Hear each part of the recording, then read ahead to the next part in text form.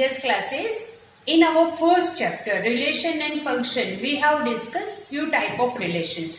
Now, this is our third lecture in a relation and function, and today, first we revise what we have discussed in our previous two classes, and then we continue with our examples. Okay, in previous classes, what we have discussed? Type of relations. What is relation? Type of relation. And one more thing, what is function? What do you learn in your 11 classes? Okay, so today first, let's revise it fast. What is the relation? Which type of two relations first you learn? That is empty relation and universal relation. What is the empty relation? A relation in which there is a no element or no relation. You think empty relation, no relation, so how can we say it is a relation? So I give you one example. Suppose you have given set A in which you have element 1, 2, 3 and relation is given. Suppose difference of x and y is more than 5.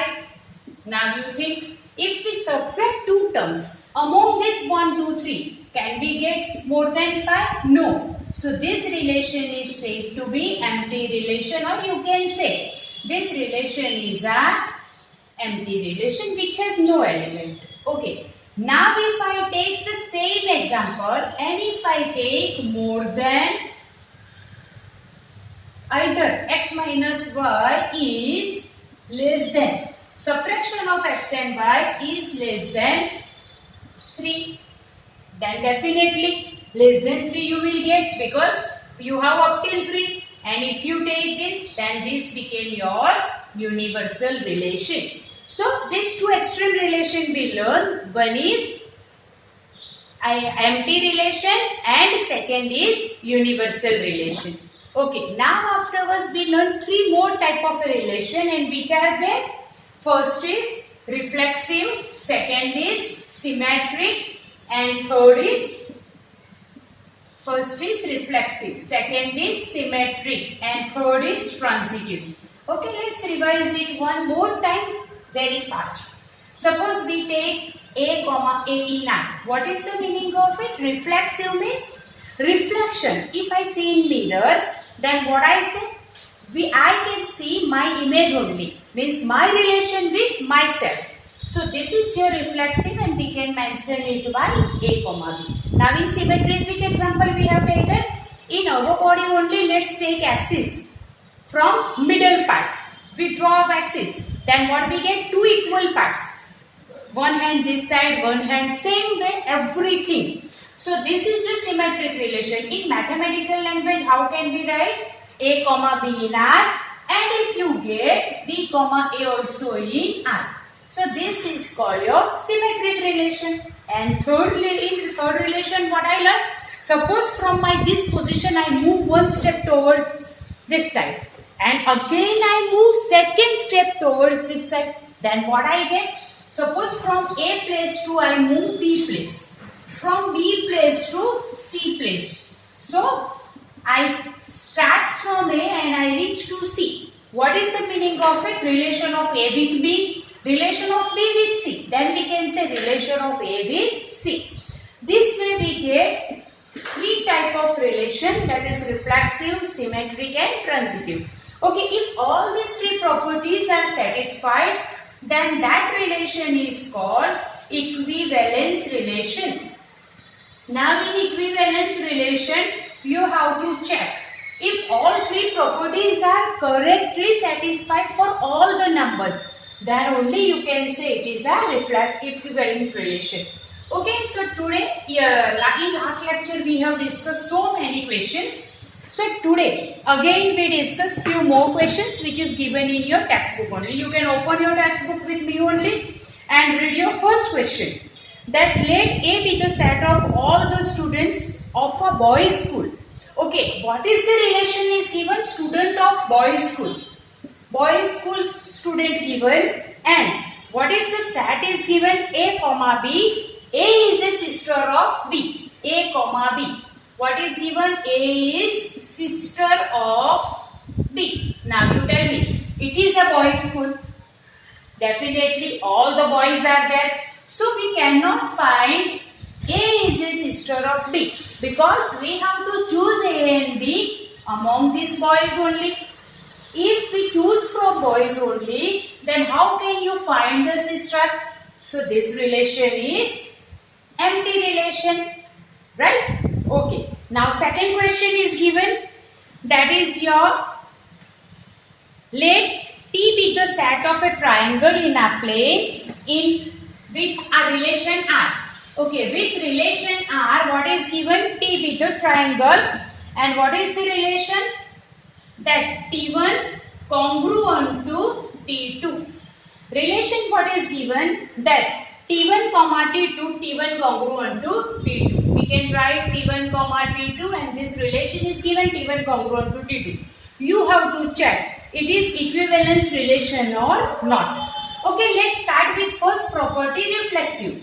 Okay, can you say reflexive? T1 always congruent to T1. We can write T1 congruent to T1. What is the meaning of it? It is reflexive. Okay, if T1 congruent to T2, then T2 also congruent to T1. So what is it? It is symmetric also. How can you say T1 congruent to T2? Then we can write T2 congruent to T1 also. That means T1 congruent to T2 and T2 congruent to T1. So symmetric also satisfied. Now our third property, transitive. Okay, how can you write for transitive? T1 congruent to T2. T2 congruent to T3. Then what we can say? T1 congruent to T3. So we can write like this, T1, T2 in R, same way T2, T3 in R, then T1, T3 also in R. So if all these three properties are satisfied, you can say it is a equivalent relation. Okay, now this is your second question which is already solved in your book. So just for your understanding, we have discussed it. Now let's take our next question. What is the next question? L1 perpendicular to L2. What is the relation is given? On line, all lines in a plane. The relation is mentioned that L1 perpendicular to L2. You have to show that R is symmetric but neither reflexive nor transitive. Okay. What is the relation given? L1, L2, two lines are given. And relation is given L1 perpendicular to L2. Okay, when we take perpendicular, can we say L1 perpendicular to L1? No, because L1 is this line. You cannot make perpendicular the same line. So first it is not reflexive because we cannot write this. Okay, but if I write L1 perpendicular to L2 this way, so I can say L1 perpendicular to L2. If we take by this method, then also this also right angle, this also this way. So you can say L2 perpendicular to L1 also. So this is a symmetric, means we have to prove this only, that it is not a reflexive but it is a symmetric. Now let's take transitive. Let's take first L1 perpendicular to L2. This is L1, this is L2. Now L2 perpendicular to L3. So if I draw here L3, then L1 and L3 are parallel, not a perpendicular. It is not perpendicular, so it is not a transitive. What is the meaning of it? It is when you take perpendicular, only one condition satisfied, that is symmetric, but it is not a reflexive, not a transitive, because if two lines are perpendicular to each other, we can say. But three lines cannot be perpendicular to each other. We have already discussed one question in which we have discussed with parallel line. And parallel line is always satisfied equivalence relation. Why? Because two lines are parallel, three lines are parallel. Then if we take first line L1, L1 parallel to L2. You can say L2 parallel to L1 also. Same way L1 parallel to L2, L2 parallel to L3. Then L1 and L3 also parallel. So this way, for parallel line it is true, it is equivalence. But for perpendicular line, only one property is satisfied and that is symmetric. not a reflexive and not a transitive. Okay, let's come to another question. Our next question is relation is given with 1, 2, 3. And one more thing is mentioned, that is your set will be 1, 1, 2, 2, 3, 3, 1, 2 and 2, 1. Sorry, not 2, 1, 2, 3. Okay, now you have to prove. It is a reflexive but neither symmetric nor transitive. Okay, let's check. 1, 2, 3 is given. So if 1, 1, 2, 2 and 3, 3. Relation of a number with itself. All three terms relations are given. So definitely it is a reflexive. How can you write? 1, 1 in R, 2, 2 in R and similarly 3, 3 in R. If all three are in R, then it is a reflexive relation. Now you check 1, 2 is there. So we can write 1, 2 in R, 2, 3 in R. But 2, 1 is not in R. Similarly 3, 2 also not in R. Means it is not a symmetric. Okay, now for transitive what to check? If 1, 2 in R, 2, 3 in R. I write it here. 1, 2 in R, 2, 3 also in R. But 1, 3 is not in R. So you can say not transitive. So is it clear?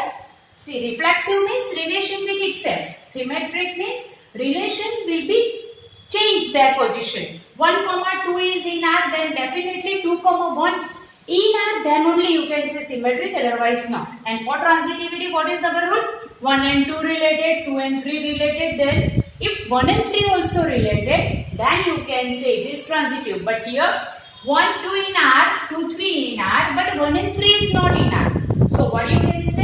It is not a transitive. Now we discuss our next question. In next question, what is given? Check in your textbook. That relation is shown R. What is it? A comma B 2 divides A minus B. And your set is mentioned, that is the set of integers. Means all integers you have to consider. Now you tell me one thing, that if we consider integers and 2 divides A minus B. So for our easy convenient, we will write that difference of A and B must be divisible by 2. We can write like this.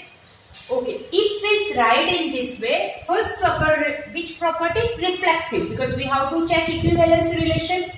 So what is your first property? That A minus A, relation of a number with itself. A minus A is 0. So you can write 0 into something will be 0 only. So that's why you can say it is a reflexive.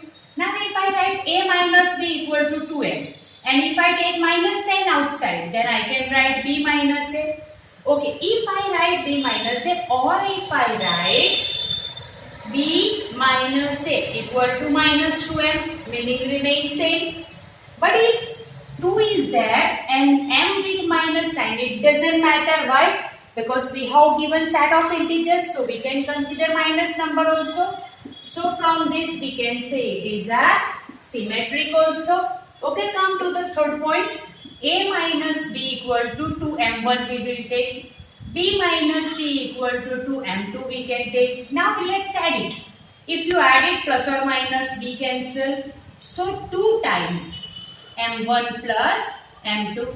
Again divisible by, divided by 2 prove. So what is the meaning of it? It is, therefore you can say it is transitive also. Now check.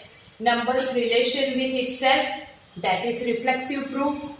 If we interchange numbers, then also you get the same integers only. So it is a symmetric also.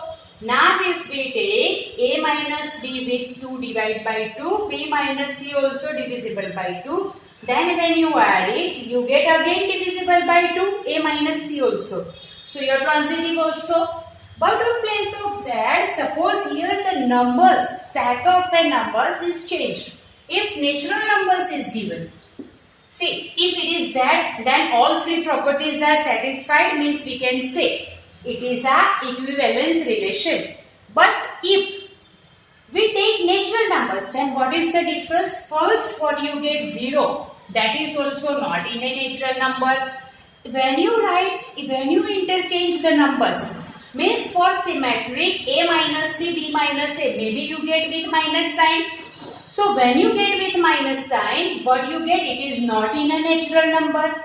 So we cannot satisfy these properties if it is a natural number. So whenever SAT is changed, your equivalence relations concept also change. See, in Z, if you consider in Z, we can take all positive number, negative number, everything. So easy way, we can consider all these three properties as satisfied because of integers.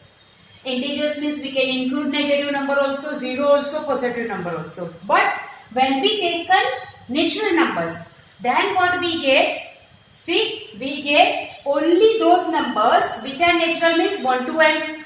So first number only, for reflexive we get 0, so not satisfied.